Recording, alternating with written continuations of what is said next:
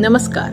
ये है कहानियों का अद्भुत संसार, किस्सा कहानी, कहानियाँ जिनमें हम लिखते हैं खुद को।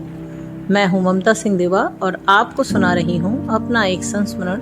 शीर्षक है संयम या किस्मत। कहानी सच्ची है, कहीं कुछ भी मिलावट नहीं है। सन 2002 अगस्त में मेरे ससुर का देहांत हुआ था, इसलिए हमें कोई भी त्योहार, जन्मदिन मनाने की मनाही थी। मेरी बेटी छोटी थी, इसलिए उसको समझाना थोड़ा मुश्किल था। खैर, किसी तरह दीपावली अंधेरे में निकल गई। उसके बाद आई होली। मैंने सोचा अपनी दीदी के घर चली जाती हूँ, बेटी का मन बहल जाएगा। हम दीदी के घर जाने की तैयारी करने लगे। तभी मुझे ध्यान आया कि मेरे कान के हीरे के टॉप्स और 2 अंगूठियां, जिसमें एक हीरे की और एक सोने की गायब है, जिनको सोते वक्त चश्मे के केस में उतार के रख दी थी। मैंने जल्दी जल्दी अलमारी वगैरह में ढूंढा, लेकिन वो नहीं मिली। जाने की जल्दी थी तो सोचा आकर इत्मीनान से देखूंगी, और हम दीदी के यहाँ आ गए। होली बाद वापस अपने घर। दिमाग में टेंशन तो था कि आखिर कहाँ रख दिए मैंने गहने। खोज खोज कर हार गई। अचानक से ख्याल आया कि बबीता, बर्तन और झाड़ू पोछे करने वाली लड़की, से पूछती हूँ। बबीता की शादी अभी नहीं हुई थी। पहले उसकी माँ मेरे यहाँ काम करती थी, बहुत ही ईमानदार औरत थी, इसलिए थोड़ी झिझक हो रही थी।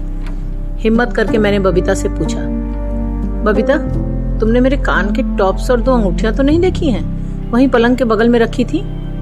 उसने तपाक से जवाब दिया, नहीं भाभी जी, मैंने नहीं देखा। पता नहीं क्यों उसके जवाब देने का ढंग पसंद नहीं आया मुझे। उस वक्त तो कुछ नहीं बोली मैं। दूसरे दिन फिर पूछा मैंने, वही जवाब। अब उसकी माँ को बुलवाया। उसकी माँ ने खुद से पूरे कमरे में झाड़ू लगाया, लेकिन कोई फायदा नहीं हुआ। सामान नहीं मिला।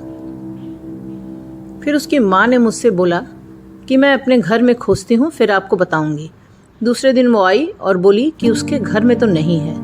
हो सकता है कि बबीता जिस लड़के के साथ छुपकर मिलती है उसके पास रखवा दिया हो।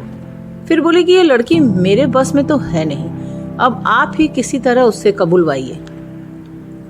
अब क्या करूं मैं? बहुत दिमाग लगाया, लेकिन गुस्सा नहीं किया बबीता पर। अगर गुस्सा करती तो पता चलता कि महारानी काम छोड़कर बैठ जाती और मेरे गहने हाथ से निकल जाते। फिर तो मेरा रोज का काम हो गया कि बबीता आती और मैं प्यार से शुरू हो जाती, बबीता जरा ध्यान से झाड़ू लगाना, क्या पता गहने मिल जाए। लेकिन कहाँ जनाब, घर में हो तब न मिले। करीब हफ्ते भर ये सिलसिला चलता रहा। मैंने सोचा बहुत हुआ, अब कड़ाई करनी होगी। सुबह बबीता आई। मैंने उससे बोला, बबीता, कहीं तुमने उन गहनों को बेच तो नहीं दिया? पता है उसमें हीरे लगे हैं, नकली पत्थर नहीं है। मैं पुलिस में रिपोर्ट लिखाने जा रही हूँ। पुलिस आएगी तो तुम्हारे घर भी जाएगी और उस लड़के के घर भी जाएगी। कौन सा लड़का भाभी? छट से बबीता बोल पड़ी। मैंने कहा, वही जिसके साथ कल घूम रही थी। तुक्का लगाया था मैंने, क्योंकि कल शाम को काम करने नहीं आई थी और उसका भाई पूछने आया था कि बबीता आई है कि नहीं। बबीता की फिर वही सफाई, नहीं भाभी, हम काहे ले।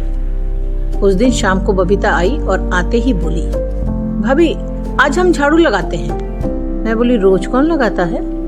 इस बात पर हंसने लगी और फिर झाड़ू लेने आंगन में चली गई। पीछे पीछे मैं भी गई और खिड़की से देखने लगी। शक मुझे हो गया था कि आज कुछ करने वाली है ये। क्या देखती हूँ कि अपने सलवार में से उसने कुछ निकाला। मन किया कि उसको वहीं धर दबोचूं, लेकिन रोक लिया अपने आप को और कमरे की तरफ चली गई। थोड़ी देर में रसोई में आई और बोली, ये लीजिए आपके गहने भाभी। आप तो कह रही थी कि मिल ही नहीं रहे हैं। देखिए मैंने ढूंढ लिया ना, वहीं पलंग के नीचे ही तो पड़े थे।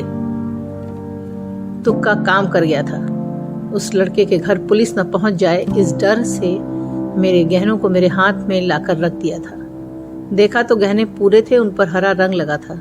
जरूर उनको पहनकर होली खेली होगी इसने। घर के बाहर गए, गहने वापस आ गए थे। ये अपने आप में बहुत बड़ी बात थी। गहनों को हाथ में लिए खड़ी मैं सोच रही थी कि वाकई ये मेरा संयम था या मेरी किस्मत, राम ही जाने। तभी बबीता की आवाज से मैं चौंक गई।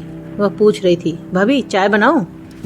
अब मैं हंसी और बोली, हाँ जरा कड़क तुलसी वाली बनाओ, साथ में अपने लिए भी बना लेना।